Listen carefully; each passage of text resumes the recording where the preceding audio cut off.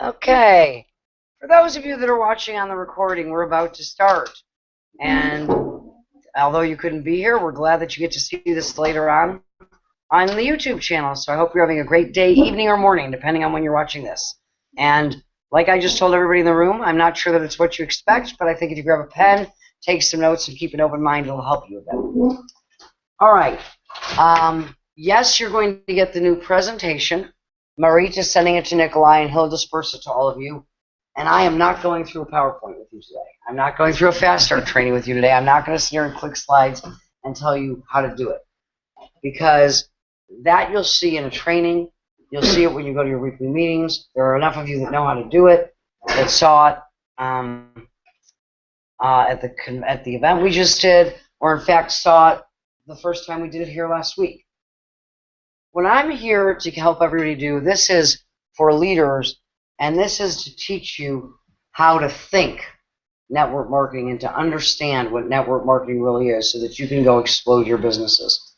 Because it's a simple business, but on the surface, we all make certain assumptions only to find out that network marketing is exactly the opposite. And if you can change the way that you think about it and realize how simple it truly is and that there's a method to the madness of everything that we do, then you'll have an easy time building your business. First off, how many people have heard everybody talk a lot about customers? Getting customers. It's important to get customers. All right. This is a big misnomer. Because what we think of when we think of customer is somebody's operating a business, a store, whatever it is. We go in, we buy something, we leave, and we're a customer. In network marketing, anybody who is using the products or involved in the business or both is here as a direct result of somebody that they know, or that they have a relationship with, or that they've built a relationship with. And the relationship between friends who share information about what to buy and how to buy and everything else all the time is never really a relationship you would consider to be that of business person and customer. And when we think that way, we tend to freak ourselves out. What do we say? I literally have people calling me, asking me what should I say when I talk to my mother? That's how freaked out we get ourselves. So here's the premise that's going to turn it upside down. I want you to start with this premise in mind, and everything we do and everything I tell you from this premise. When we sit down with somebody to share the plan or show the business, we think about getting them, which everybody does. Are they going to say yes? When they do, we like to think, we let our minds wander and think, okay, this one's going to be the one. They have potential, they're excited, they're going to go set the world on fire. And when we think that way, all the problems that come into learning this business start. Because it starts on false expectations. You have false expectations based on what they're going to do because you have no idea. And they have false expectations on what they're going to accomplish in whatever period of time. And when you put those two together, it ends up with confusion and people being disappointed. The number one reason people quit network marketing is false expectations. Their expectations were not managed. Okay, number one reason. That's the number one reason people quit. They got into something, they didn't know what it was, they thought they had an idea of what it was, and 90 days later, typically around, their enthusiasm has waned, they've not set the world on fire, they realized it wasn't, you get in and get a few people who go make you rich. This is a business, there is a learning curve here. I really didn't think about all that when I sat at the meeting and they drew the circles. Whatever it is, that's what happens. That's the number one reason they quit. Now, when people quit unhappily, they're done.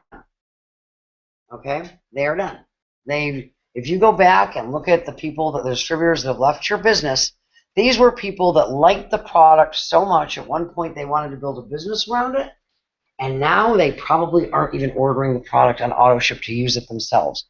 This is not indicative of a happy person, or it is not indicative of a person who really was that excited about the product in the first place, or any of the products in the first place. Either way,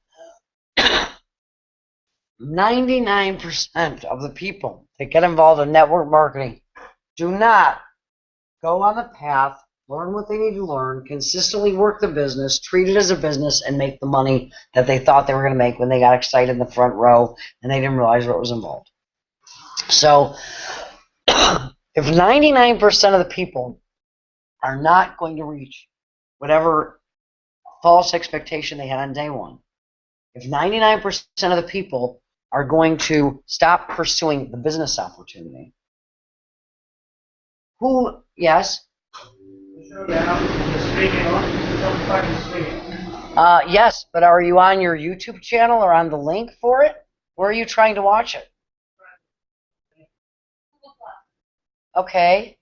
Are you on the event page? And have you clicked refresh? And do you really want everybody out there to say, okay, excuse me, guys, I really am sure that I know what I'm doing. Yeah, sure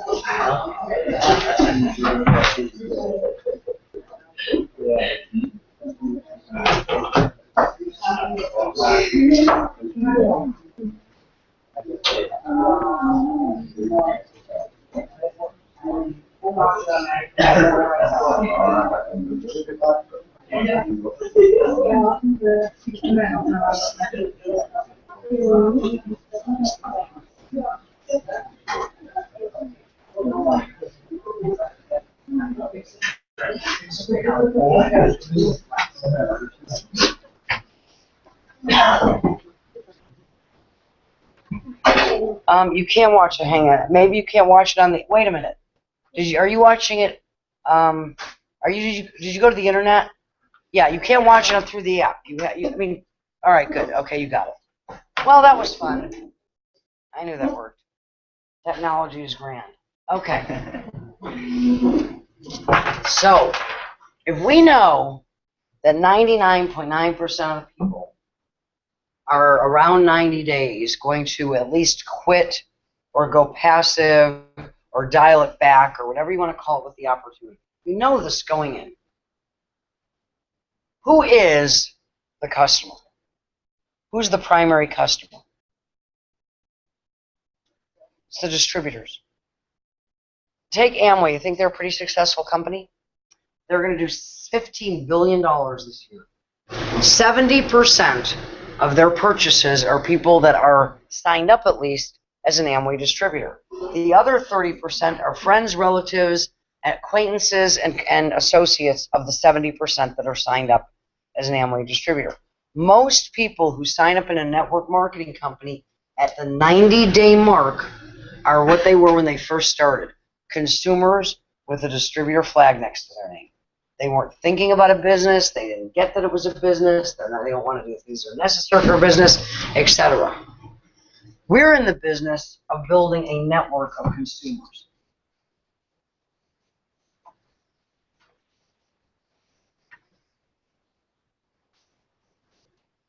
The consumers are the distributor. Nobody is ever going to get rich in network marketing going out and getting a bunch of customers. Why? Because it's not what works, it's what duplicates. And this is not, it's not a sales force. People that come in don't like to sell, they don't want to be sold to, they're part-time, they're excited, They've never been in front, most of them have never spoken in front of a room. They've never done a presentation. They don't want to learn how to sell. They certainly don't want to sell to their friends. And that's not what it's about anyway. It's about a lot of people doing a little. That's all it's ever been. If somebody joins the business, they are now a consumer of the product. If they like the product, they will continue to be a consumer of the product as long as they are happy with the experience. What network marketing really is a Be a Better Person club. It's the Be Better Club. That's all it is. People want to belong to something. People want to join something. People want to have somewhere to go. People want to be part of a family. People want to be recognized. Most people, the last time somebody clapped for them was their high school graduation. And understand that these numbers are as they should be. If you heard Eric speak this weekend, he did it very eloquently. You know, how many CEOs exactly does General Motors have? How many vice presidents? How many presidents? You know, who makes the most money in General Motors? CEO. Why? Because if he didn't, he'd quit. Who makes the next amount of most money? The presidents of the divisions who work for the CEO, because if they didn't, they'd quit. Who makes the next amount of money? The vice presidents, because if they didn't, they quit. And then you get down to department heads and get down to everybody else. And you'll see that about the same percentage of people in any organization make big money, big income, good living, not much, part-time. The only difference in network marketing is that anybody can be the CEO of their own multi-million-dollar distribution network. But not everybody in the network that's involved in the community is trying to set the world on fire. We're in the business of building a consumer network. And the way we do that in network marketing is with culture. If you're a consumer and you get mom and dad and cousin Fred as a consumer, now we have 4, we once had 1. And what would all of your businesses, if you've been here a while, if every person that ever signed up in your business was only continuing to use the product on a monthly basis and had 5 people that loved them and were connected to them that did it as well, what would your business look like? And how much money would you be making? So those that understand, those that make a lot of money are great at building huge networks. A network is not me going and getting 36 people. A network is getting somebody who gets somebody who gets somebody who gets me. How many people were familiar or saw what was going on and it's now reached Norway with the Ice Bucket Challenge? Anyone know what that is? Hillary's going to come up and talk about that later, but do you not know what that is? Okay. She'll talk about how you can duplicate that with social media and video a little bit if she's willing to. But let me tell you why that worked to the extent that it did. People perceived it as being easy to do. Think about most charities. You didn't have to get and go run 10K, and you didn't have to go out and go bowling, and you didn't have to get dressed up and go to some event and buy a ticket. All you had to do was dump ice water over your head and write about it on Facebook, and it made you feel good because you felt like you're doing something good, easy to do, and cool. Because, gee, Michael Jordan did it, and this one did it, and the First Minister of the United Kingdom did it. And it went viral because it was simple and everybody wanted to participate. But what did most people do? Most people walked in their homes, took a bucket of ice water, threw it over their head, filmed a video. It takes about 3.5 minutes. But how did it get going? A handful of people that really believed in the cause went out and really chased it down. They contacted lots of people. They stayed at it for days and weeks and everything else. But most people, it was very simple and easy to do. That's network marketing. Network marketing is built around a community and a structure because the goal is we get people in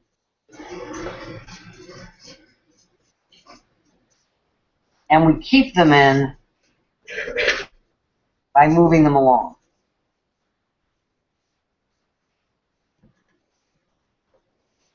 In some capacity. We keep them in by moving them along. So if you think about it, why do we do hot market? Let's look at the math on that. Brand new person, that's you. In order to be profitable in network marketing, in order to get the product out, We need a new person to do 500 to 800,000. This is industry average. Every person who joins your business that you invest time in needs to do about $500 worth of revenue in their first 30 days, average, which is why you have packages that are more and packages are less. So you can get the average at 500, right? That's, 10 bottles of multi-cheat, if we take that as a product. So we have an order that's smaller. We have an order that's bigger. So we can hit that number. Now, when the person buys 10 bottles of multi-cheat, and I know the big order is 15, isn't it? 16, 15? We'll go 15. And what's the smallest one? Okay. I'm going with this number for a reason. Nobody who's in this room is average. And we're talking about the average. We're talking about the minimum.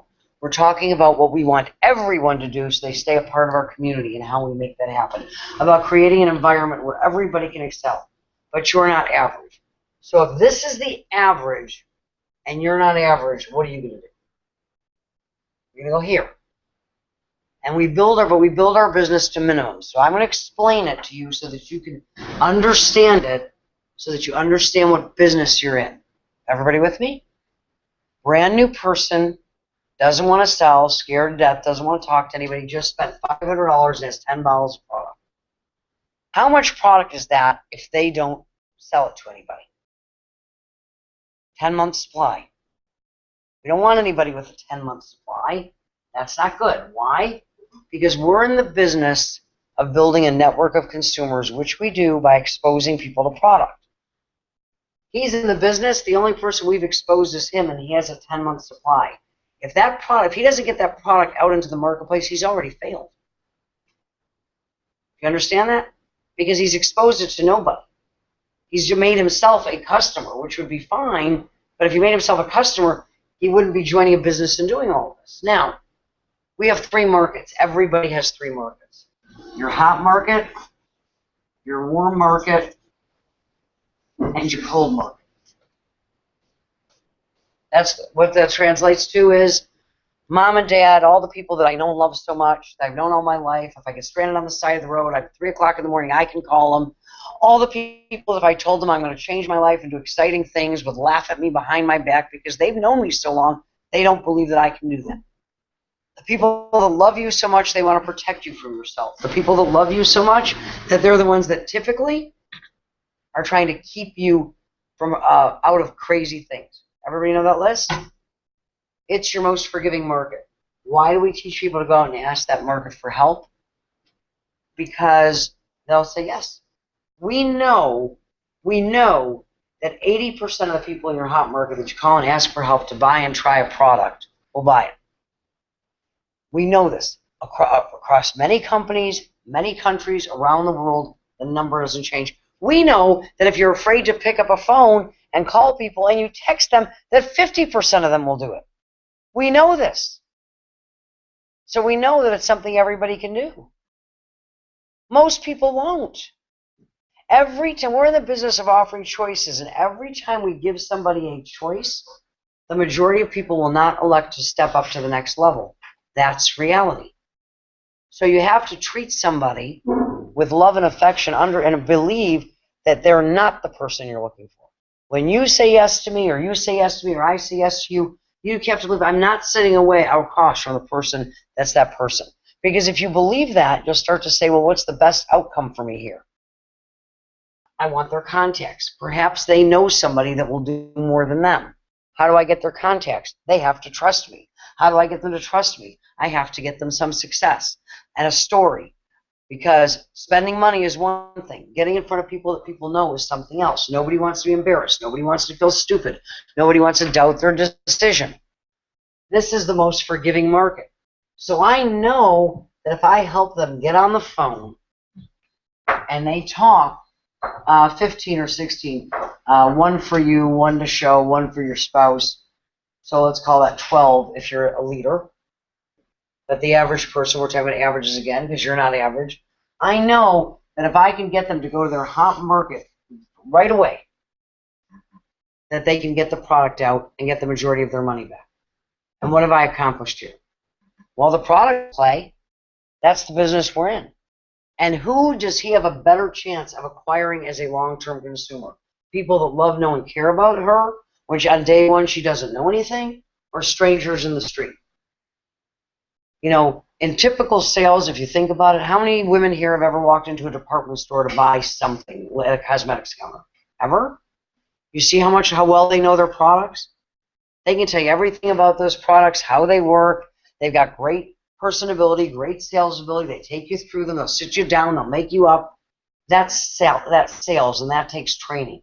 These are raw people that are just starting, excited, who typically believe that network marketing is easy and doesn't require any kind of skill set whatsoever. It does, but you get it in time through doing. So we know if we do that, that they now can go here to the warm market and share the business for the rest of their lives, and get customers and get consumers as a byproduct. So the only time we ever teach people to leave with the product is with their hot market. Why? Because that's where the customers are going to come from. Most people, because we know that most people don't go to the next level, and the next level we want them to, and we're here to talk about how to make sure that that happens and to give people the best chance of doing that. But if they aren't going to get to here, then what they have for us right here is who can they bring us that will consume the product. Because they're not going to take you to their best contacts until they feel successful. They're not going to go to them themselves until they feel successful. Does that make sense? Okay, so this is where they're so now we know that day 90, day 91 comes around, they need their auto ship. They don't have a 10-month supply at home. And we know that out of their 10, 12 family members that bought and tried the product, that if they followed up properly, which is basically calling them back and saying, Mom, it's 2 weeks in, I didn't want you just to buy it, I need you to use it. I need your story. I need to know your results. I need to know your marketing. Because with good products, about 2 to 3 out of 10 will become long-term consumers when they have a relationship with the person who's introduced them to it. Now, do those sound like good numbers to anybody? 2 out of 10, 3 out of 10? That's all you're ever going to get. But if you don't think they sound good, consider this. Think Coca-Cola is a pretty successful company? Familiar with them? I am. Coca-Cola, you think they do pretty good? They have about 40% of the cola market, more than anybody else. 45% of the soft drink market. That means 4.5 people out of 10 that drink soft drinks will drink, in some degree, a Coca-Cola product. What percentage do you think they have out of the market of people that drink water, of human beings? Because half the population doesn't drink soft drinks. They don't like them. So if you look at that, if you take all the people on the planet with all their billions and everything else, they're getting about 2 out of 10 people on the planet to be their customer. The percentages won't change. There's nothing any of us can do to change the percentages of the statistics. What we can do is maximize them to create an environment where people can be successful so they want to be a part of it. Make sense? The way that this is done is with structure. So everything, what do people do? They come in, they enroll, they order a business kit. Right? That's step 1. Step 2 is we move the product, single product, in the business kit to the hot market.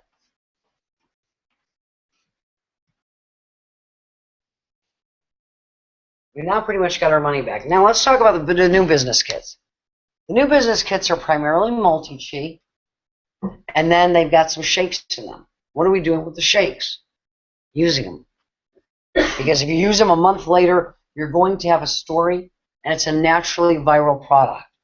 You look great. What are you doing? I've been taking the shake for the last month. I've lost 6 kilos. Or, let's go do this. I can't do that right now. I'm on this fitness campaign. I'm getting in shape. I'm feeling great. I'm down. I'm eating healthy, just 2 meals a day. Well, how are you doing that? Well, I've taken this EQ challenge with this amazing shake. I'm not hungry, and I've been able to cut out 1 meal a day, and I'm losing weight, or I'm feeling fit, or I'm feeling better. And people will always say, what is it? I want to get on it with you. Weight loss does that. Health products typically don't. But health products are forever. Why do we initially introduce a product that we know we're only going to get 2 out of 10 people for? Because they'll be long-term consumers. That's a product you can take every day for the rest of your life. Make no mistake, Shake is a phenomenal product. It will get you success. I was in the weight loss business for years. Ain't nobody on the planet going to be drinking a shake for the rest of their lives consistently every day, month by month by month.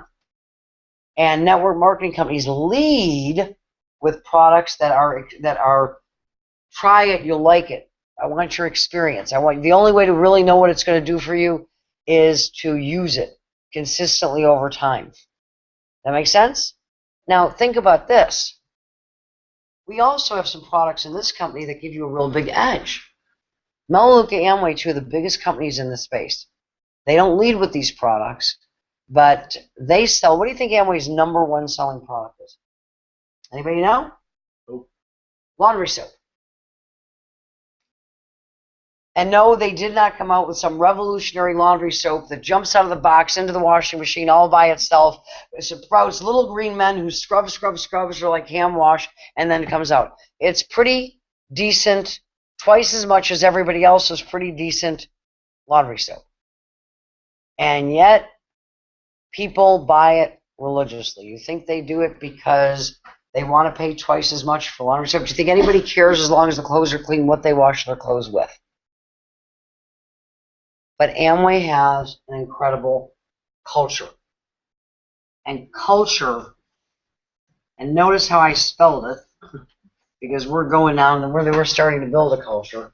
Culture is the key to success in network marketing, period. How do we develop the culture? By constantly touching people and involving people and giving them as much success as we can. And the first place that starts is weekly meetings. Weekly opportunity meetings. How many people were at the event we just did? Okay, so you saw at the 9 o'clock morning event that Curtis and I did, where we went through all of this. Weekly meetings are a microcosm of bigger events. But here's the thing. At a weekly meeting, a person who just made team leaders a superstar. So when you do recognition at a weekly meeting, in a local weekly meeting or at a local Super Saturday, they're going to come up on stage. They're going to have a big deal made over them. They're going to get the microphone if the room is big enough to need one, or at least, and they're going to be, how did you do it? They're going to have everybody in the room clap for them and cheer for them and feel great, and that's going to make them feel great. At a national event, what do you think you see it? You're going to have team leaders from all over the world show up, and their names are going to end up on a piece of paper on a screen, and they're going to run across the stage. So network marketing is educated from the top down, but it is built from the bottom up. So when people go to weekly meetings, we are touching them weekly. They have somewhere to go. Have a meeting every month, and people will forget they even got involved. How many people, and I don't mean to be, I'm not trying to offend anybody, it's just an analogy. How many people go to church every Sunday? How many people know somebody that goes to church every Sunday? Okay, how many people go to church or synagogue or whatever you do on your biggest holidays? So more hands go up. How many people go to church maybe on Christmas or Easter or whatever to make their families happy, but they wouldn't care about going at all? Well, more hands go up. Okay. Why do churches have church services every Sunday? Why do synagogue services have services every Saturday? Without being offensive, I guarantee you that God hasn't released any new information since last Saturday or Sunday's event. And yet, every weekend, it's to keep the community together. It's to touch people. It's so people have somewhere to go. It's so people can belong to something and feel a part of it. And network marketing is a faith-based, not faith religiously, but it is a faith-based enterprise. Because people have to become more than they are and act on faith that they will and learn and go step out on cliffs and take chances and do things they've never done before in order to achieve the success they're looking for. And nobody does that alone. Very few people do it alone. Some people are moved by achievement, most by fear of loss. So we start with a weekly meeting so that our new people don't have to learn how to explain anything.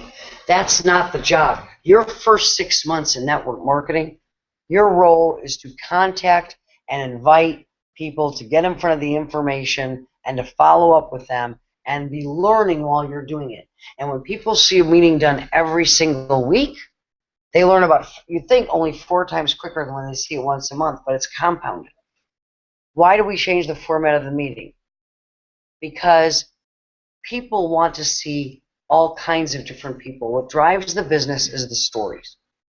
The very best networkers ask questions, they listen, and they tell stories. Mom, this is Lisa. I want your help.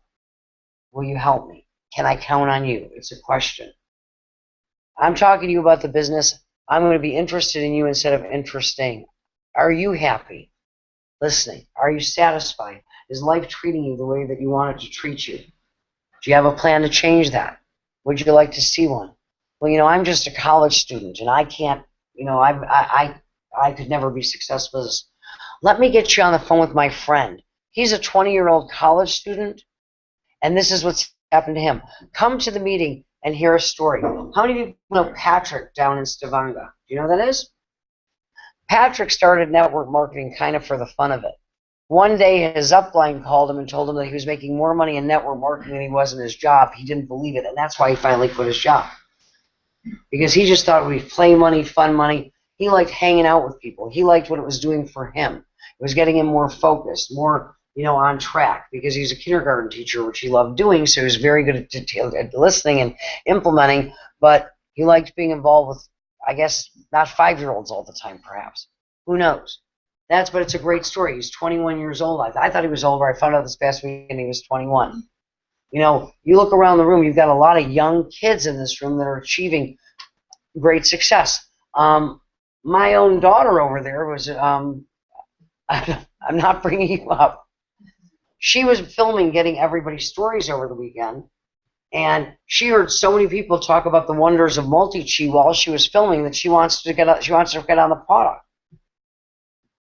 because of the story. That's how people operate. Weekly meetings, you get 7, 8, 10, 12 stories out because of all the people that are involved in telling the story. New people get up quickly. 2 weeks, 3 weeks in, you have them up talking about the product, maybe doing a part of the company, giving their short testimonial, standing up in the audience and telling their experience with multi-chi or a shake where they don't actually go on stage, but they're talking in front of people. So the weekly meeting is the training ground for getting great network marketing. It is the life's blood of the new people. It is the thing that it is what takes all these people and brings them together as a group and a family. The meeting after the meeting, when it's all said and done and everybody hangs out and ends up going, sitting at the bar and drink or going and getting food together and everybody's talking, and all of a sudden Tuesday nights aren't I've got to go to this thing between 7 and 9. It's I'm going to be out Tuesday night with all my friends, because that's what we do on Tuesday nights. And that is what locks people in, because it becomes a family and something that they're very attached to. So of course they use the products. And here's the kicker. When people are consistently being exposed to that, to an environment of people that care about them, that push them, that think differently, they're aspiring for greater things, 6 months later, you never know. Their light bulb could go on. Their timing could change because they feel like they're cared about. Imagine that every single person you talk to wears a sign over their head that says, "Make me feel important." And understand that we are in the choice business. And we can never determine what anybody does. We want to give people the greatest amount of success. So we push. So if your lips are moving, and this is from Jim Faubert. Jim Faubert is a good friend of mine. He just started over again at the age of 63, maybe 64 years old. Was living with his parents after having twice built million-person organizations in 2 separate companies and being a multi-million-dollar earner. That was 4 years ago. He'll make $2.5 million this year. And this is what he says. If your lips are moving, it is to point, guide, or direct somebody to an answer that's not from you, or information that's not you. Go to this website. It's to tell a story, your own or someone else's, introduce a speaker that is not you, or read something. Everybody got that? Let me show you why.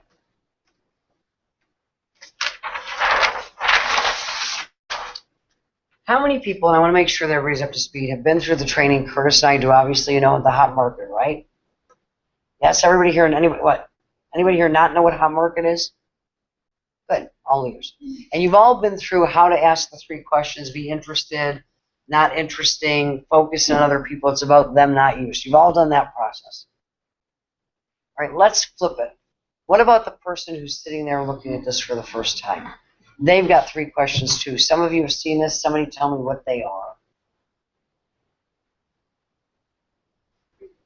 What? Question number 1 is it real? The second question they have is what?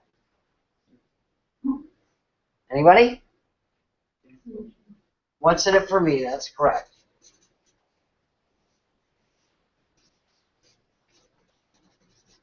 Third, and most important, can I do this?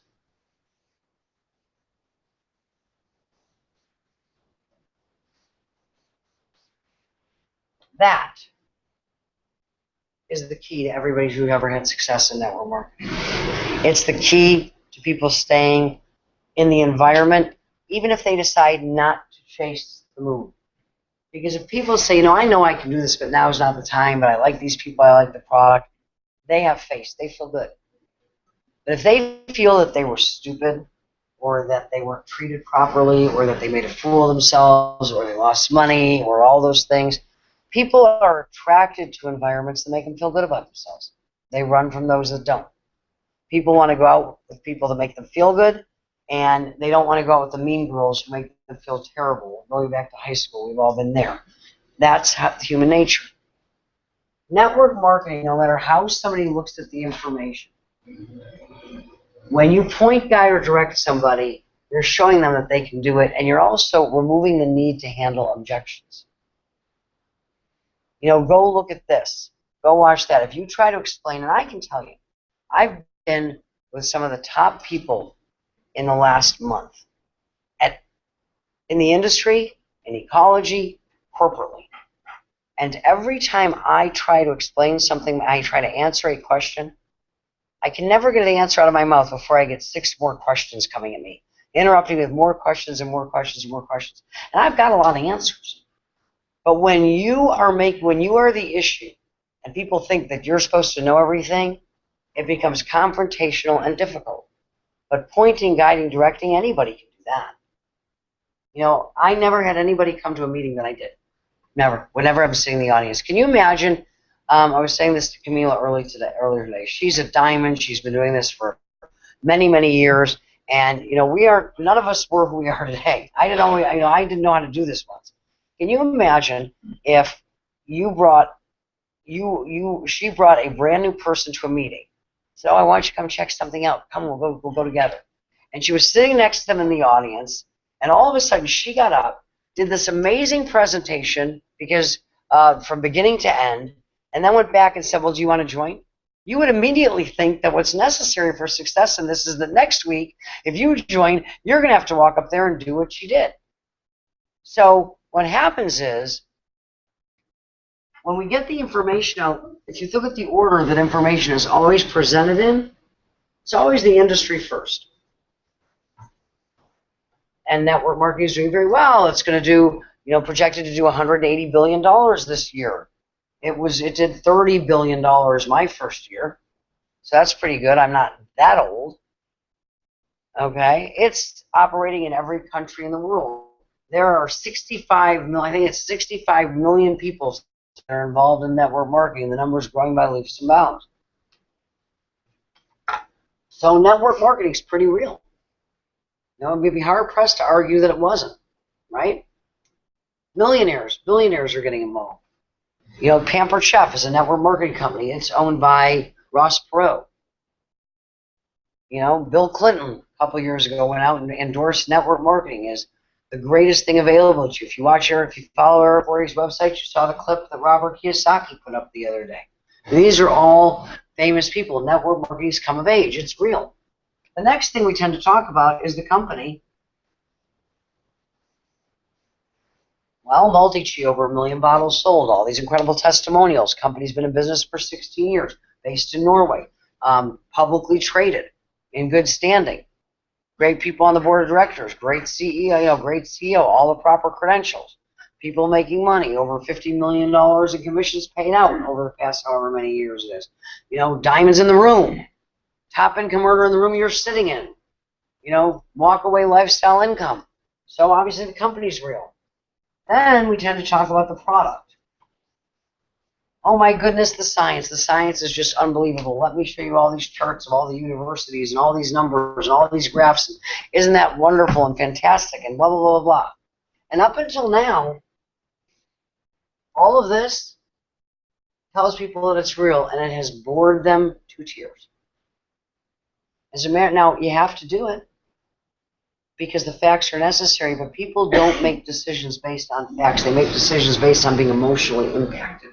And nobody that I know of ever went to a great science lecture in college, botany, and the professor was up there for hours and hours, with all that information and walked out and said, oh my God, nirvana. I was so emotionally impacted. When he put the slides up and he talked about all the clinical studies and he showed all of those graphs and those charts and those pie charts, I was so ecstatic. I just wanted to go be a scientist myself.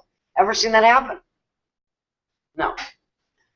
So facts will let people know that it's real, but it doesn't get them jazzed. Now the next thing we talk about, after we talk about the product, we typically will have some product stories. We hope. Testimonials or something. And those get people a little bit more piqued because it starts to make them think, well, maybe there's something in this for me. She lost 6 kilos and he lost 12 pounds, and this person says their knees don't hurt anymore, and my knees kind of hurt, so maybe. And then we have somebody come out and do the comp plan where they talk about possibilities and they talk about where they usually tell their story, and then they proceed to draw circles that nobody in the world could ever follow on the first meeting. Nobody has an idea of what it is, how it works, or what they have to do to make money, but they begin to get a glimmer that there's money to be made, and obviously somebody's making some. So they think, okay, there might be something in it for me. If a world-class speaker gets on stage, or somebody that's got an over-the-top story because they've been doing this for a very, very long time, which always seems to get lost in the translation. I always tell people I've been doing this for over a quarter of a century. I was an overnight millionaire. It took me 11 years to make $1 million a year. So I was an overnight success after 11 years. And I will have brand new people come up and say, how do I get to be where you are? Put in 11 years. Or if I can teach you to, shorten your learning curve. And 3 months later, they're upset that it doesn't work because they never really believed that it was real. And that's the problem. By believing, they never really believed they could do it. They believe that it's real, and they believe there's something in it for me, because if you put a compelling speaker up there, somebody who's got a great story, yeah, well, it's real. People are making money, and I can do them. I should do this. So they will sign up, and they will buy product, and then they will go home, and they will start to think about the speaker and the speaker's story and the fact that they have no idea what they got into, and they'll immediately say, I can't do this. I can't do what she did. I can't do what they did. So that's why we use third party. If Leanna asks me a question and I say, I'm not sure about that, but let me get somebody on the phone, and I put her on the phone with Nikki, and he answers the question, she goes, wow, I can put somebody on the phone with somebody. If I take somebody to a meeting, I invite them, I say, I get them some information or whatever, and I say, now, I would like you to come with me, blah, blah, blah, I'll tell you those ways to do that. And they're sitting next to me, and they're going, well, I can invite somebody to a meeting and sit next to them. I can do that, I can do that, I can do that, I can do that, I can do that, I can do that. And when you get a chorus of people singing, I can do that together, amazing things happen. Now, where does all this become real? At meetings. Breakthrough meetings. So the first meeting we get to is we do a weekly meeting. And it's not about what's said at the meeting. It's about who's saying it. It's about the stories. Because this is flat. But in a meeting, if it's done properly, Think of this as the emotional impact line. This one. Think of this as the information process, the info process of getting out. And here's industry. What happens? Well, people start here. Can't believe I got dragged to this meeting. I can't believe she's in one of these things. I don't know how I got here. Up to, I'm neutral. This is not for me. I'm never going to do it, but I'm certainly willing to sit here and listen. And all of a sudden, a host starts and says, okay, welcome to the meeting, everybody. My name is Lisa Grossman. I'm so excited you could be here tonight. Before we get started, let's go ahead and everybody turn off their cell phones. Restrooms are over there if you want to run real quick. And please hold your questions to the end. I'm pretty sure that they'll probably be answered in the meeting. If not, there'll be people all over that can answer. We're ready to begin. So let me tell you my story. And I tell you my story, blah, blah, blah, blah, blah, blah, blah, blah, blah, blah. And now I'd like to bring up, so now you've heard a story. And story, people connect to. Logic and facts engage a person's logical brain. Reason and emotion goes down. Stories, where people can connect and relate and listen to them, goes up. So now he tells a story and he brings up speaker number one. And speaker number one says, oh, I'm so, he builds it up. Well, it's great to be here, yada, yada. And speaker number one tells their story. Right? And then they proceed to go into all the facts about the company and the product. And emotion comes right down. Because people are listening, oh yeah, they've been in business how many years? But then the speaker is going to bring up speaker number two. Who's going to tell their story and then talk about the product. And that's going to bring emotion down again. Right? Agree with me? But then they're going to say, let me let you hear from some other people. So let's go with this. How many people in this room right now have a product, got a product story, an experience, or a positive result from one of our products? If you do, raise your hand. Seriously, up high so I can see you. Okay, tell me yours.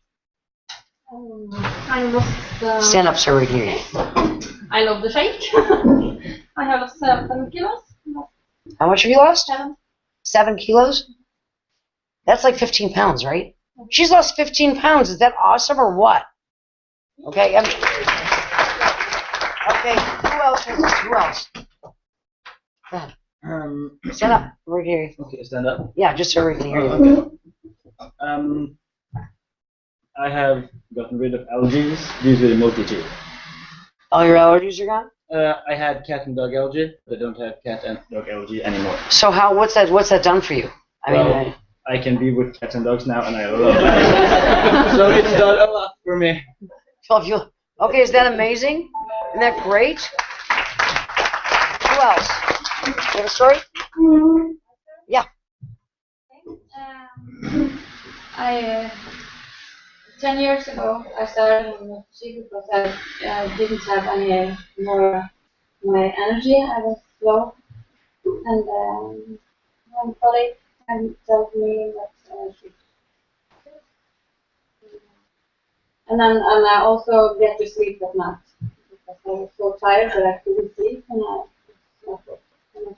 So now you're sleeping and you have energy? Yeah. So 10 years of her life. Allergy is gone. Okay, and her allergy is gone. 10 years of her life have been improved by this product. The last 10 years of her life. Is that amazing? One more. Who else has got a story with other products? Anybody? You've raised your hand before. What's your story? Yeah. You, yes. Yeah, I started on the here for 1 year ago, and the first 2 months I didn't notice anything, but when I quit, I noticed that I had much more energy. So you went back on? So I went back on and I didn't take it yet. And have you quit since? Never. You ever going to quit? No. Okay, thank you very much. So now, people's emotions are back up because of the stories. And I will tell you this. If I called on anybody in this room, You could tell me that she lost weight, she's sleeping better. 10 years ago, couldn't sleep, had no energy but couldn't sleep. Now she has energy, can sleep. He can play with cats and dogs that he loves, which before he couldn't do. And he didn't think the product worked, so he quit, found out how well it really in fact did work, and would never be without it again. And you won't remember anything I've told you about network marketing, about the industry. How much money is network marketing, is the industry going to do this year? What? 180 billion. Fantastic. That's one. He knew. Okay. And how many people worldwide are involved in network marketing? Okay. So you got, but people, for new people to meeting, all they're going to remember are the stories. Now we go through all of this because at the end they'll remember. Yeah, I remember feeling that it was real. I heard enough to satisfy myself that it was real. But we don't remember what, because once we feel okay about it, the facts are irrelevant. They're just, right? So now, after we have all these product stories, by the way, nobody knew they were going to be called up. Everybody did great. Everybody responded to what they said, and that's how simple it really is. And when people see that at a meeting, not only are they hearing all these different people having different stories, but they're also, when they come week to week to week, they see new people that they knew were new standing up and talking, and it makes them comfortable doing it themselves. So now our last speaker is going to come up, third speaker, and they'll tell their story, which takes the energy level up, because they've got a good story as well. And then they're going to start drawing circles on the board that nobody understands. How many people in the room understood a comp plan, any comp plan, this company's or any others, the first time that you saw it at a meeting with somebody drew it? Tell the truth. Anybody? And you all joined anyway. You ever wonder about that? That's because when this guy's done talking, he brings 4 or 5 people up to the front of the room, who tell their stories. And now we're up here because people heard the host story, the first speaker's story, the second speaker's story, 4 or 5 product testimonials, the third speaker's story, and then the 5 testimonials you bring to the front of the room that are a little bit more formal than what we just heard. 7, 8, 9 stories. And next week, when people come back, they see different people telling different stories, and they start to say, if she can do this, I can do it. I want to lose weight. I've got allergies too. I wonder if I took this, it would help my allergies, because it helped him and her, and so on and so on and so on. The purpose of the meeting is to bring people together and tell people stories. All the rest of it is just what you put around it. The reason you do it weekly is because it becomes a part of people's lives. It becomes the club they belong to. It becomes I'm becoming better. I'm learning. I'm growing. I'm involved with people that are. I never stood in front of the room and talked until I joined this company. I never did this until I joined this company. Does everybody understand how that works? Okay, that's the format. When this person, just so that you know, the host, the first speaker, the second speaker, everybody other than the person who does the comp plan, I don't care if they started last week. I don't care if they're standing up at the front of the room going, network marketing is going to do $180 billion this year, blah, blah, blah. Because as long as they told their story, I've got a lot of people in the audience saying, well, gosh, I could stand up at the front of the room and read a 3x5 card. How hard can that be? And that's how it starts. So this, where people when people sign an app and they buy some product, even when they move the product to their hot market and they get their money back, which gets them in a good frame of mind and successful, they haven't joined. When they stand up and tell us their story, now they're in. Now it's not they anymore. How many people have ever heard somebody that's in ecology talk about they have this product and this is how their comp plan works? Ever heard that? You hear it all the time in network marketing. If people aren't saying we, they're not in yet. Let me tell you about our products. Let me tell you what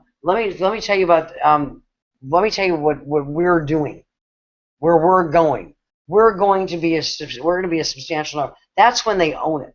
And nobody ever owns it sitting in a chair alone. And people that are going to meetings maybe once a month and with all that, they're not in anything. They're by themselves with a bunch of product and a dream of making money. That very quickly goes away, and then they're just by themselves with a lot of product, wondering who got them there. Because it sounded so much more wonderful when they decided to get involved. So that's how a meeting runs. The only person that has to be really any good at this, because it's a lot of information to cover, is the person that's doing the comp plan, the third speaker, because they're also going to do the fast start training. At one point in the meeting, when they're going through all those circles, they're going to say, one of the wonderful things about ecology is we have a proven plan, a proven plan of success that shows people how to get their money back within 72 hours, be profitable within their first 7 days. And we'll talk about that later. Now think about if you're a new person. Is that something you'd want to hear? A proven plan to get your money back in less than 3 days and to be in profit in a week in a business. So when he closes the meeting after all these speakers are done, he'll say, I want to thank everybody for coming to the meeting. I hope you blah, blah, blah, whatever the close is, it doesn't cover. What we're going to do right now is we're going to take a break. Get back with the person that invited you. They can answer any questions we have, and we'll all be around to answer questions. And in 15 minutes, we're going to do a fast start training.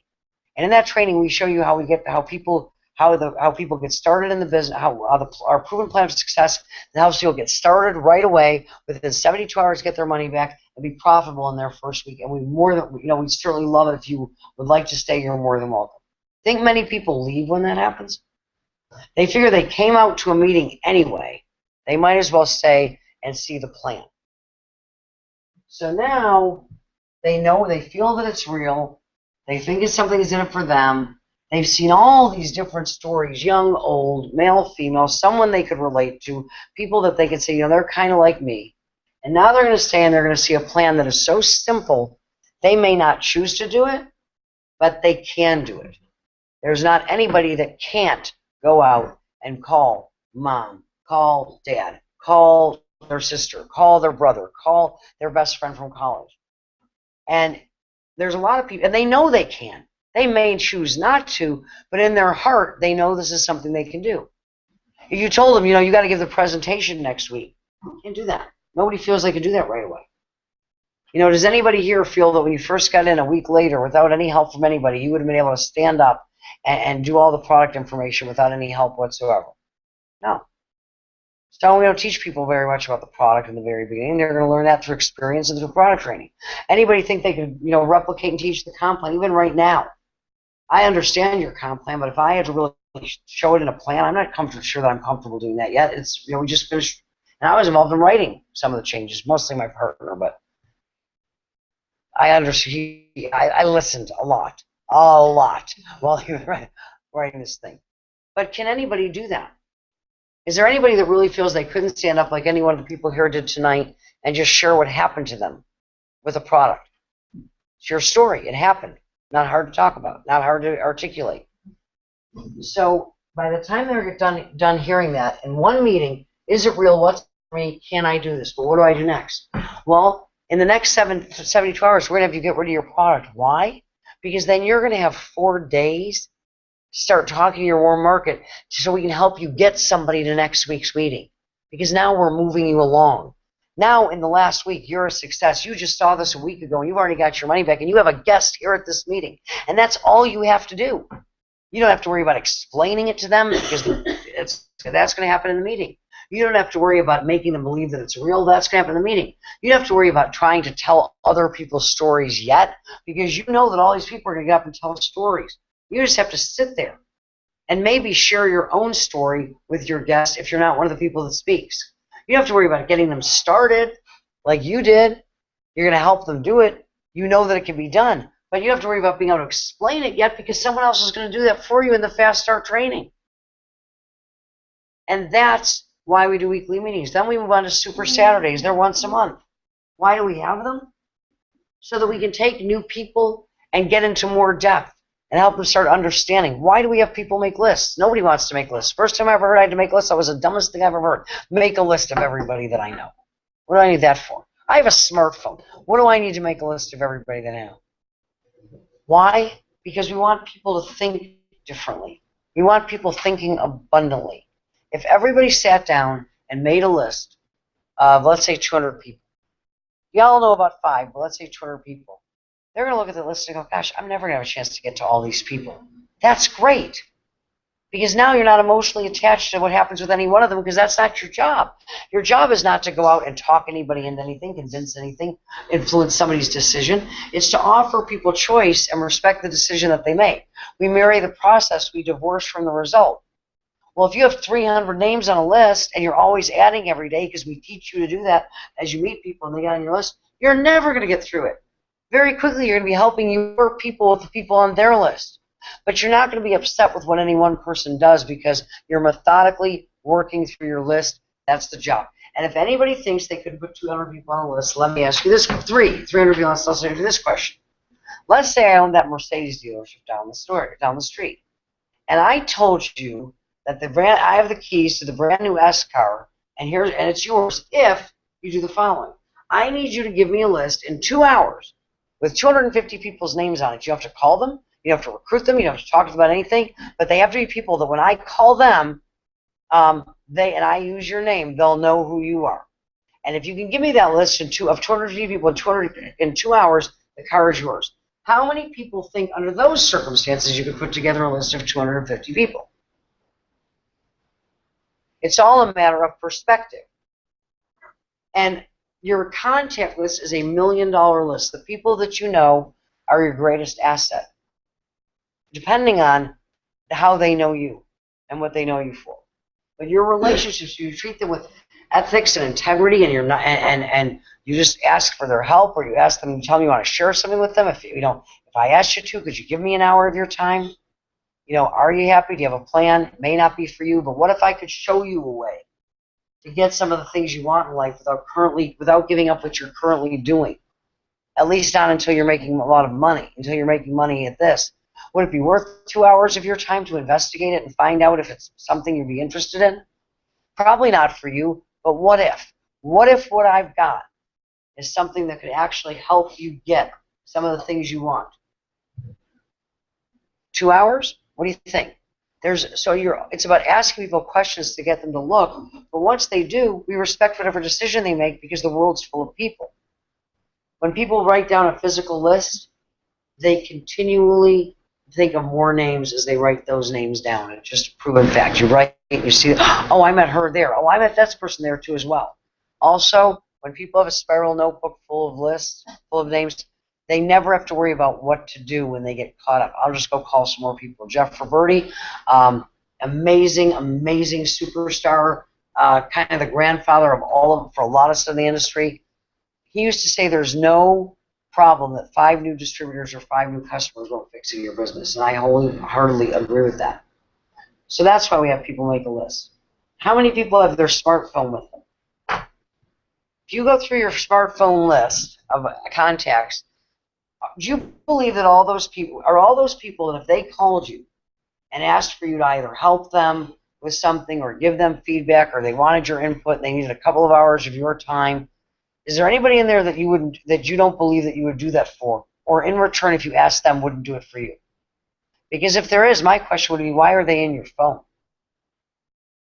If somebody's wouldn't help you out, and you wouldn't be willing to help them out with a couple of hours, or to listen with an open mind, assuming that you're not the happiest person on the planet who has everything they want and life couldn't possibly get any better, and there's not a thing that more time or more money wouldn't fix for you, and they care enough about you to call, or you care enough about them to call, if you don't believe that you would help them or they'd help you, take them out of your phone now. Because if you're not willing to call somebody and ask them to take a look or invite them, then you don't really believe in what you're doing. And if you don't really believe in what you're doing, then of course nobody's going to believe in it. Nobody's going to give you the belief when you're trying to help them. But I want you to understand that, again, it's about people growing. This whole process is how we grow the talent. The local meeting is how we find and develop and grow and increase the vision of and move the talent on. So at a Super Saturday, we teach it in more depth. And we get people that are having success up to tell longer versions of their story, or to teach, something they did 2 weeks ago when they were the novice and the student, and now they're the master. And we do recognition. This is where the person who just made team leader, or just got, just had success and got sold 15 bottles of multi-chew or removed 15 bottles of multi-chew, their family gets to get up and talk about it and be cheered for and feel good about themselves. And this is where they get to, go out and tell that story. I just started a month ago, and I already was recognized for being one of the most successful people in my hometown. I was a featured speaker last week at our monthly trading, and it was my first one. And they feel good about it. And the Super Saturdays are where we promote the next big event.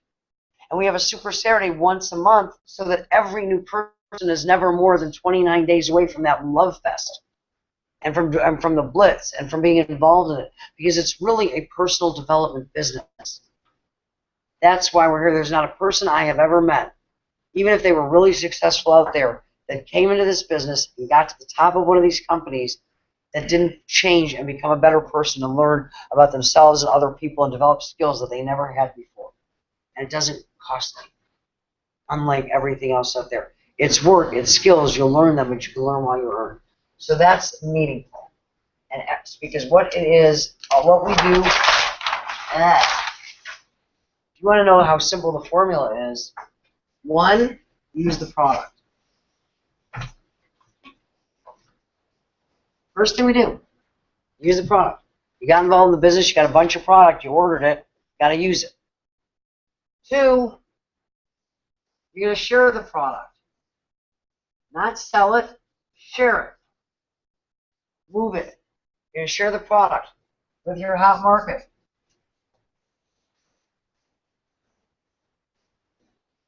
Three, you're going to share the business. Share the plan.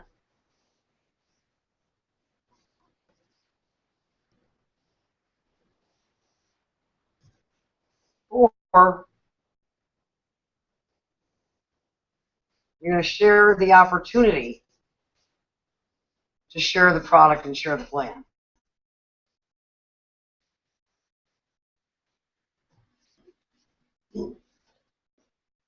Five, you're going to tell stories, lots of them, yours and other people. And six, promote for events. Like your life and your business depend on it, because it does. You can be okay at all of these things, but if you can use the product and promote for events really, really well and get people to events, you can make a fortune in that one. Because at the event, somebody else will share the product for you, the story of the product if you don't want to. And somebody else will share the business plan for you. And somebody else will get up and tell stories if you don't want to do it. And your business can explode. But that's it. That is all we do. Everything we teach you is to make this easier. And all of this becomes easier in group. Because you can only work with a limited amount of people. We look for them in depth. You want your efforts to be where they're deserved, not where they're needed. About 10% or 15% of your people are going to do 85% of the revenue in your business. So it's more like 90-10, but I'm trying to be generous. But you can't ignore or forget or not empower or embrace the 90%, because they're the ones that do the volume. They're the ones that grow the company. 80% of your new people are going to be brought in by new people. New people only talk to new people when they feel good. That's what an events culture does. Because once people are plugged into the meeting, they're not dependent on you, and you're not the issue anymore. Once people are plugged into the system, you can go on and plug other people in. And those that excel, that consistently do what they're supposed to do, are the ones where you can spend the majority of your one-on-one time, because you're dealing with everyone else in group. What am I training here? 40 people to one meet. Does this make sense? That's the structure. So we have at the weekly meeting, you're promoting the Super Saturday, which is the next local event. So you're promoting the next local event. Of course, the next week's meeting, and you're promoting the next major, which is the big company event. And you're selling tickets, and you get people registered early. You become the culture that says, you're brand new, great. Let me tell you what we're going to get started. We're gonna make a real quick list. We're gonna get your money back really quickly. Talk to you, get your product in play. Get some Some people that know, love, and care about you, you know, are going to end up being your consumers. We're going to get you started off right. Here's when the weekly meeting is. Our Super Saturdays in 2 weeks. You got to be there. Let's get your ticket. And if you're serious about success, you know, our convention's in 6 months. It's da da da da. And when are you going to register for that? Because once people are locked into the calendar, they're locked in and they know what they're doing. And you've got them moving along. Nobody will do this for 6 months and not be better than when they started. You can go out and talk to 100 people. Every one of them can tell you no. And if you survive, because you're looking at it correctly, you will be fantastic, and those people are heroes. Because if they were willing to listen to you, and it wasn't for them, okay, it wasn't for them. They looked at it with an open mind. They went to the meeting. They got all their questions answered and said, not for me. Most people will do that. 7 to 8 out of 10 will do that. Those are the numbers. But if they listen to you, you're better. You want to do a good meeting, do 10 bad ones. You'll go from terrible to awful. Do 25, you'll be up to not bad. Do 50, and you're going to be downright okay. But at 100, you're a pro. So if 100 people told you no, you still thank them. Every single one of them say, you know, I appreciate you taking your time, because I know that the next time I was nervous about today, and I know the next time I have to do this, I'm going to be better because of you. Because you were willing to give me your time and listen to me and help me to be better. You'd be amazed at how many cheerleaders you will develop. Because no is not no. It's not never. It's not right now. It's my timing isn't right. It's I haven't heard the story yet that resonates with me that I can connect to. Although they won't say this out loud, I don't think you'll be doing this in 3 months. Why would I get involved with you? But in 4 months, when you follow up with them, you never know. You just never know when it's going to happen. But it's all about the people. So we build event to event to event to event. The other thing I want to teach you is I want to teach you how to tell your story. Or not your story, your testimony. When you're called up at the front of the room, or when someone calls you product, it doesn't really matter. When somebody asks you to talk about your product story like I did, you all did great. When you come up to give a testimonial at a meeting, and it's your story, here's a quick formula to get really good at it really quick, fast. Write down on a piece of paper right now your name.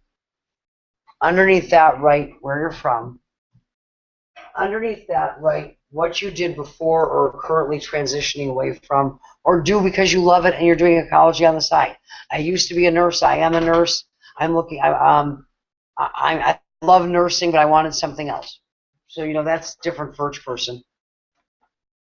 Write what you saw, what you believed. Now, I used to do this, and what you believed before you saw network marketing and or ecology, for example. Prior to getting involved with network marketing, I believed that the only way you could ever make a fortune, you know, was to have to invest a lot of money or have a lot of education. But what I found, what you saw, why you decided to get involved with ecology, and then I want you to write down 4 things you love about the business. And I don't care what they are. 4 things that have happened to you, 4 reasons you love it, you know, 4 great memories. I was able to buy my kid ballet shoes when I couldn't do it before. Whatever it is.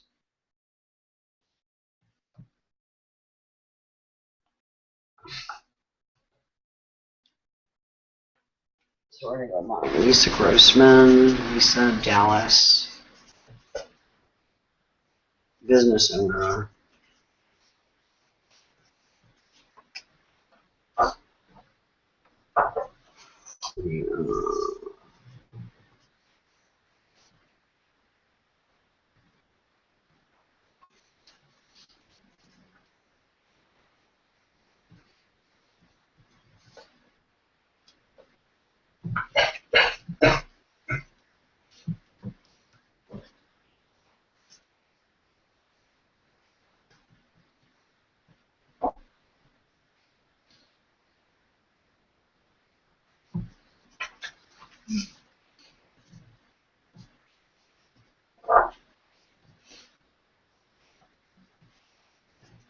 Okay, now that you've written down those 4, I want you to look at them, and I want you to number them in the order Which one excites you the most or means the most to you, with the one that is the best, the best thing being number 4?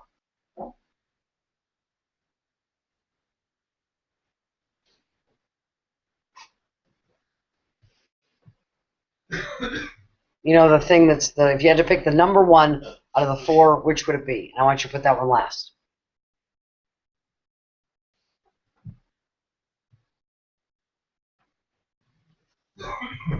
Watch this.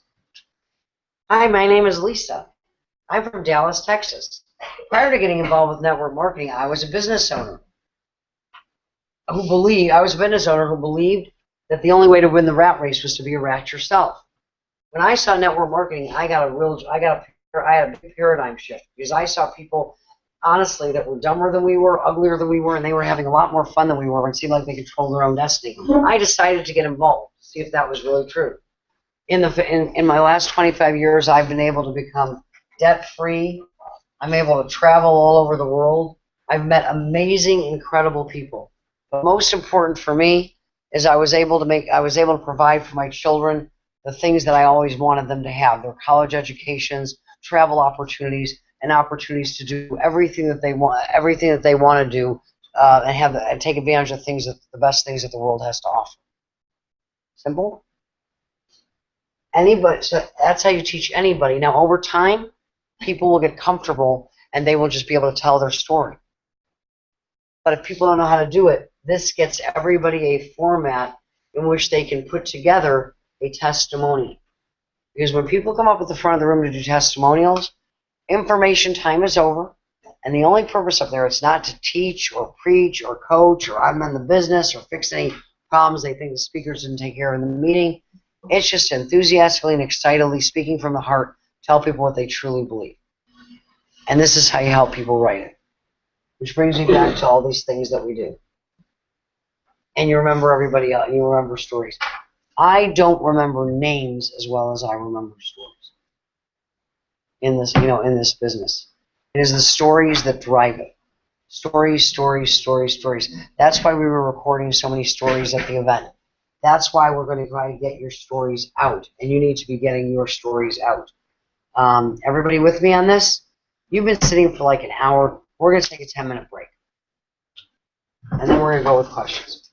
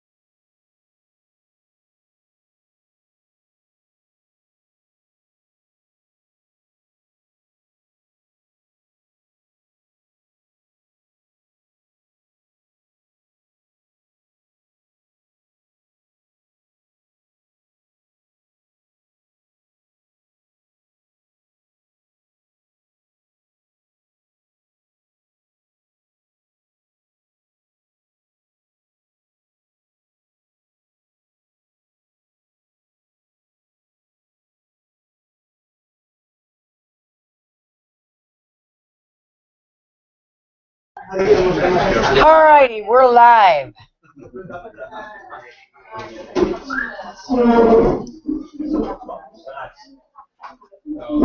Okay.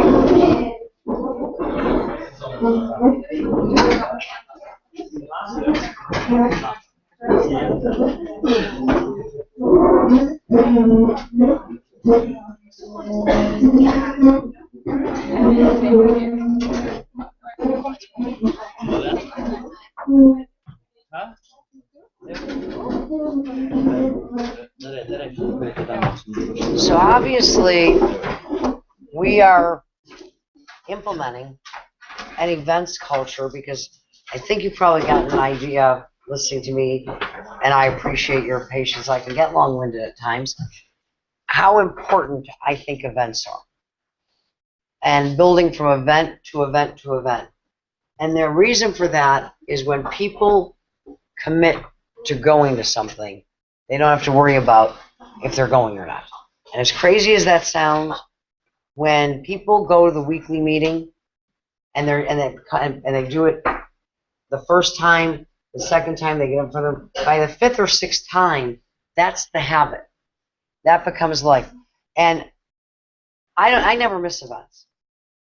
Okay, I'm just gonna say, I'm not saying that everybody is gonna do that. I'm saying that every successful person that I've ever met has never missed an event. From the local meeting, that's what we do. Super Saturdays, those are events. Regionals are events. Nationals are events. Why? The stories get bigger, the vision expands. Breakthroughs happen at events. How many people went to college? In the room, raise your hand if you went to university. Even high school is fine. Okay. When you signed up and you registered, how many people registered for high school or college classes and then never went and expected to graduate or do well? Okay, it's kind of a given, right? The events are our universities. Events are where you see, the bigger the event, the more often the event, that's where you see the top people in your profession. If you've chosen this to be your profession. You go to an event, this past weekend we had an event, Eric Worre, one of the best in the world, certainly at training network marketing, one of the top earners in the world. He's earned $25 million in his career. He's built all over the world. He runs Network Marketing Pro, which is the most watched generic training site in network marketing. The #1 selling book in the industry, Go Pro. How many people have read Go Pro? If you haven't, get a copy and read it. It is the Network Marketing Bible on the skills. And tickets to that event were approximately $50 US for 3 days. Eric's 3-day event that he does in Vegas, that he does not for a company, tickets are $497, and 8,000 people will travel from around the world to go to that event in November. So if you're serious about a business, how could you not be at an event? Because here's the thing. If you want to learn to make, a person who makes $100,000 a year can't teach you how to make $101,000. They can, and they will, professors do, but not with any authority, because everything they teach you about how to make $150,000 a year is theoretical. If they know how to really do it, they'd have done it. The bigger the event, so if you want to learn how to make $100,000 a year in network marketing, 3% of the people that get involved in network marketing make $100,000 a year more. And if that sounds discouraging, 3% of the people that graduate from Harvard amass more wealth than the other 97% combined. And 3% of people write things down, and 3% of people have library cards when library is a thing to do. The top 3% always control the majority of wealth, power, influence in any democracy anyway in the world. And I'm pretty sure that in communist China, that's the people that are running that show are about 3% of them too. So the question is, what separates 3% from the 97%ers? They're not smarter. I've met a bunch of brainiacs who are not top performers in network marketing or anything else. They're not prettier. generally. What they do is they make a habit of studying success and going to the very best that they can go to get information, training, teaching, and talent. I'm pretty good. I am good at building a network marketing business. What I am world class at is understanding the business of network marketing, which is how I spent more of my career, although I built big businesses and I have a really large income from doing that. The majority of my time the last few years has been spent helping companies, helping leaders, helping people around the world, because I can help them to understand what it is they're doing. So events are where the breakthroughs happen, because that's where the bigger the event, where the talent that is teaching you gets better and better. You all understand this. You're all here tonight. And by the way, that's really impressive. It was on like no notice. And I know everybody's got stuff to do. And this type of information is not typically my favorite. I like to get up here and just share stories and make people laugh. But you are about to embark on the first stepping stone, and the most important one. Because if you want to have big events with 10, 15,000 people in them, that will happen one day, it will never happen unless you've got tons of local weekly meetings going on everywhere and tons of super Saturdays going on everywhere, and have it duplicating, because that's where it all comes from. It's going from event to event to event and stepping stone to stepping stone to stepping stone. And you guys are about to launch weekly meetings here in Olmsted, and you need to go. You need to be at the events, whether you have guests or not, because the bigger the events, the more energy the events, the more story and diversity at the event, the more people will come back and bring new people and bring new people, and then that is how you get a huge meeting going on weekly. And big meetings are exciting. People like to go. They like to be a part of it. They like the energy. They like to feel like they're doing something that's really cool. And that's how other meetings start. Because eventually, people, at the beginning, you'll talk to people that are 30 or 45 minutes away, and they will come to the weekly meeting until they have a handful of people that are from their same town that say, you know what, we're tired of driving 45 minutes. Let's start our own. And they'll know how to do it because they've seen the format. And then you go over and you help support their meeting, and the leaders rotate, and people are having success. And that's how you become great. None of us started out building global businesses. My first business I built all in Dallas, Texas, because I didn't have the vision or understanding of how to take it nationwide. But it grew there because people that I knew in Dallas, Texas, knew people that lived, in other places, or people were coming further and further, and all of a sudden we had a meeting going on in Tulsa because it was 3 hours away, and it grew and grew and grew. It took me 10 years to have a global business, to have an international business. You guys are doing that right now because you live in Europe, and yeah, you're all close together, but you have all these different languages, and that boggles my mind because I didn't see it. I didn't see myself having a global business. But then I started listening to people tell stories at bigger events, and I met people, and they would talk about all the stuff that was going on when they would go travel to other countries, and that sounded really exciting to me. I wanted to do that. And I finally asked myself, well, what do they know how to do that I don't? They maybe are doing the meetings in a different language in Japan, but they do them exactly the same way. And I may not know nobody in Japan, but I'm in the United States. Surely there are people here that came from Japan that speak English and Japanese, and they know people in Japan. And my mind started to expand, but that all came from events. And the bigger business comes from a bigger vision. You start as a local leader, and then all of a sudden you're a national leader because you have groups everywhere. And then all of a sudden, that expands and it takes you somewhere else. I will tell you, you can build local and end up with a global business today, because of the way things expand, because of Facebook, because of opportunities that didn't exist when I did it. But to be more than you are, to have a big business, your vision has to expand, and that only happens from being able to picture your success, which is another thing I want you to write down, because it goes back to managing expectations. You will never be $1 richer. Your income will never be $1 greater. Your life will never be one experience richer than what you can imagine. You have to be able to picture your success. Here's what happens to a lot of people. I didn't get into network marketing and say, gee, I'm going to make $1 million a year. I didn't get into network marketing and say I'm going to make $1 million. I'm earning about $125,000, give or take, a year, maybe 150 in the real world. And I thought, wouldn't it be cool if someday I could make $150,000 a year doing this, instead of doing what I don't like. That was my great vision. And I didn't know if I'd be able to do that.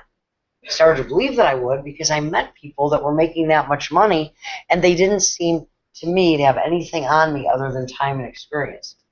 I met them at events.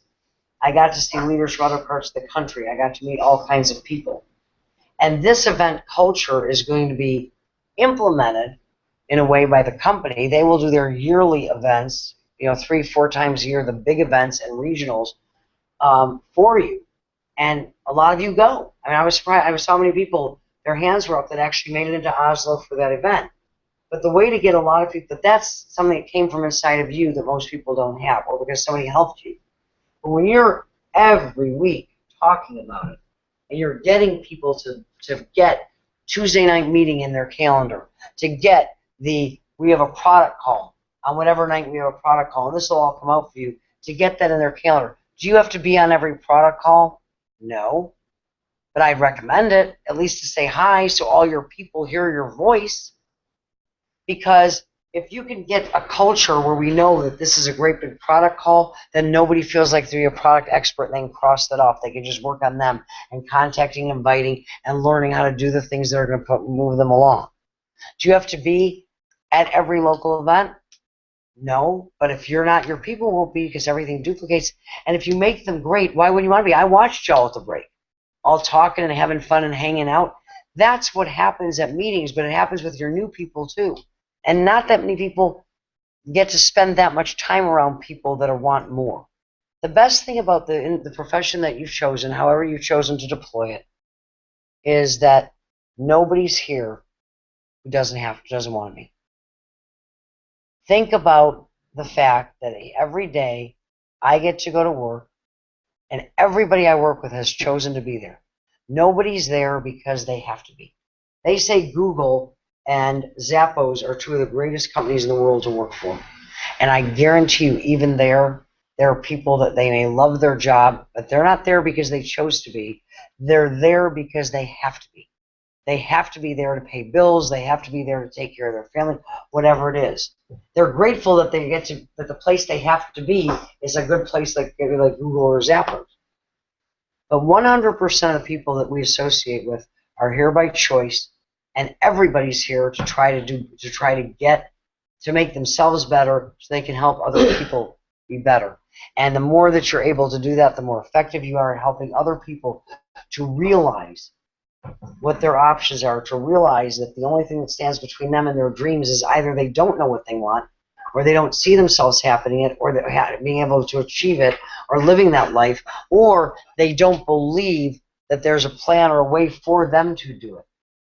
And when you can go out and learn how to invite enough people in, and even the people that just hang out, that never make any money in network marketing, that go to events and continue and go on vacations with all these wonderful people that help them think better, go talk to them in the companies and ask them, and they will tell you they love being a part of what's going on.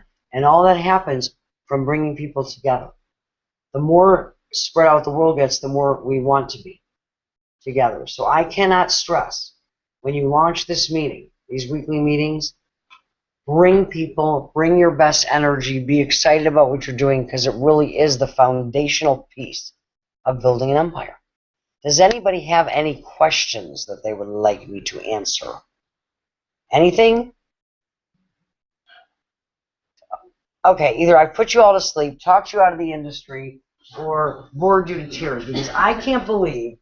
Did you do this from the first time when you started? Did I do what? Oh, my story. Me? Oh! I screwed up more than you can ever possibly imagine. I got involved in network marketing, and I made myself the issue. I was very good at recruiting because I could answer objections and I could tell stories. I was always a pretty good storyteller, and I was always pretty good at asking people questions and sort of convincing them, although they didn't realize they were being convinced, to do something that maybe they didn't want to do. And a lot of people did it because, I wanted them to join so badly. I told them, give me your list, I'll call your people, because I mind calling people. But how many people's lists can I call? So when I made myself the issue, I wanted to be in that company, and this is actually what I did. I wanted to be a national marketing director. That was the top position. But in that company, you had to be what later became a qualifying national marketing director. You had to qualify the rank 6 months in a row before you actually became a national marketing director. And what they called that rank was a fifth dimension, I swear to God. So I wanted to be a fifth dimension. And what that looked like was you were here, and you had 5 people, 5 groups. You had to have 5 legs. And each of these legs had to have a sales coordinator in it, which meant they had to do $25,000 in their group in a calendar month. I'm sorry, I want to be, this one was 5. No, 25. 25. And that was, and each of those you had to have 5 direct distributors. Somewhere in the leg. I didn't have to sponsor one, but if I sponsored you, and you sponsored you, and he sponsored you, and you became a sales coordinator, you counted for that leg. But you could go get 36 more sales coordinators, and it wouldn't matter because it was still the same leg. So each one. And this one, each one of these had to have 5 direct distributors, who each had to do in their group $5,000 in a calendar month, which is how you did your 25, or the fastest way you could do your 25. And they each had to have 3 people just that were active. So I think it was about 125 people total in the group to get to the top. I think I did it with 132. And I wanted it so badly that I sponsored, 5 people. This was me. I went and got 5 people who each did $5,000. Okay? Now I was a sales coordinator. But I wanted to get to the next level. So I kept sponsoring people. And I said, okay, I'll put this one here, and this one here, and this one here, and that one there. And I maybe occasionally they put me on the phone with somebody, and I talked them into it too. So most people that got there didn't do it with 125. Their groups were doing they probably had 3,000 people in their group by the time they hit that position, because it was real. It actually was networking people. But not me. I was personally involved in every single one of those people, because you'll go here and you'll go here and you'll go, because I wanted the title. I wanted it. It was like a brownie. I wanted that badge. Well, the business went from, grew by 500 people in 6 months, and then it imploded, because it was all people calling me with what to do, all people that bought all this product, wondering why it wasn't working. Because I guess they imagined it was water filter business, that the box would open. Maybe you opened it yourself. And the water filters would jump out, open the front door, start marching down the street and knocking on a door and hooking themselves up to a sink. And it was all going to take care of itself, because they didn't understand the working. And I was unduplicable. But I wanted my title. And I learned a lot. But here's what happened if I project it out. My first 2 years in network marketing, I broke even. I don't mean this was my first 6 months, was this fiasco. Maybe 8 months it took me. My first 2 years I broke even. Not saying I didn't make any money, but I realized after that I needed to learn how to do it. And I went and talked to Jeff Olson, who was among many others. He was Eric's partner at the time. And he told me that I was really good at recruiting 50, but at about 500 it would grow. Would fall apart. And he said, he said, what you have to learn how to do is take 5 people, not any 5 off the street, and maybe not 5 that you sponsor, but we find that guy and turn it into 5,000. Work 5 groups or 5 individuals into an army of 5,000. And to do that, I couldn't be the issue. I had to start using tools and third party and telling stories and getting people in front of other stories, and I became a student of that. And I went to every training, every event. I never missed an event, ever, no matter what, because I knew the calendar. If we had to plan a vacation or something like that, I planned it around when these events were. So I invested money. I read personal development books. I went to courses. I did all kinds of things, but I broke even. So I made enough money to cover all of my education. Now, to contrast that, back then, I don't know what a 4-year education is, but a 4-year education in college today, if you go to a state school, if you parent putting your kids through, goes about 50 grand. If you go out of state, it's about $200,000, give or take, 4 years. At the end of a 4-year degree, if you can get a job working 40 hours a week, where they tell you where you're going to move to this state and you're going to work here and you're going to work for 40 hours every week, when we tell you to, and we're going to tell you when you can take lunch, when you're hungry, and when you can chew your food, and when you have to go. Today, a good number would be about $50,000. If you can get, with a 4-year degree, if you get a job for between $50,000 and $60,000 a year, you're doing really good. And half the people can't get them. Back when I was that age, it was about 30 to 35 was the number. Actually, if you could get $30,000 a year after 4 years, that type of an investment, 40-hour week, it was really good. You were doing well. At the end of 2 years, my 3rd year, made $2,000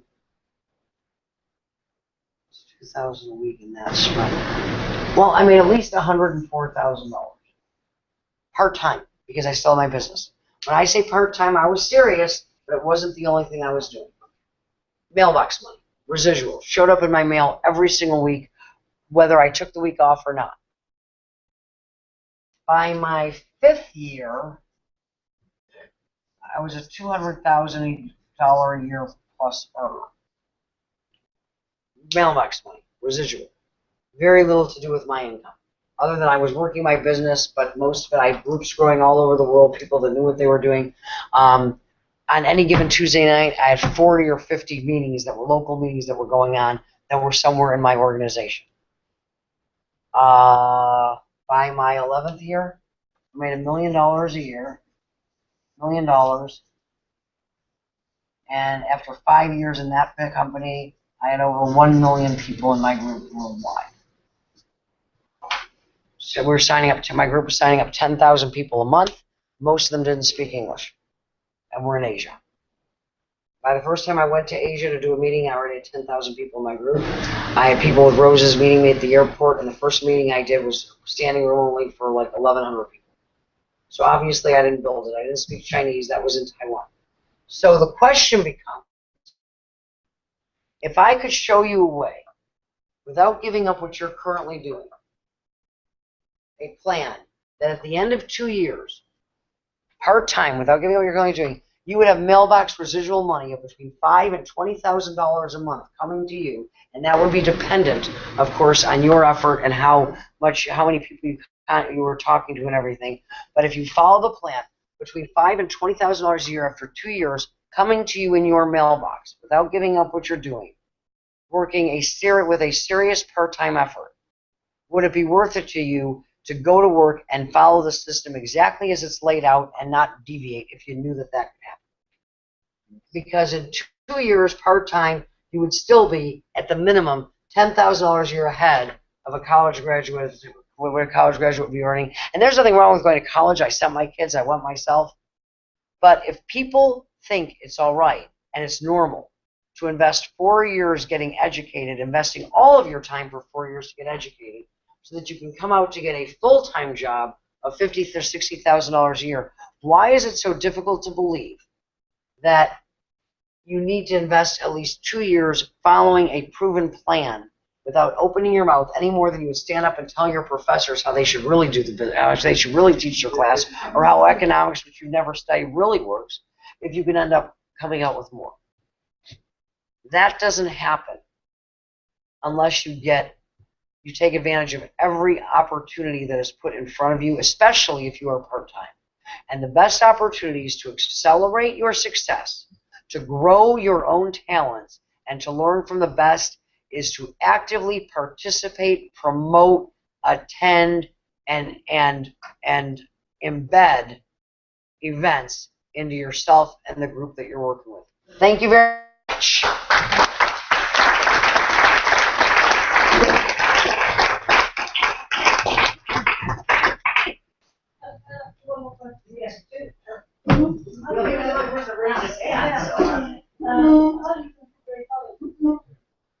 Oh, that's your question. I'm here.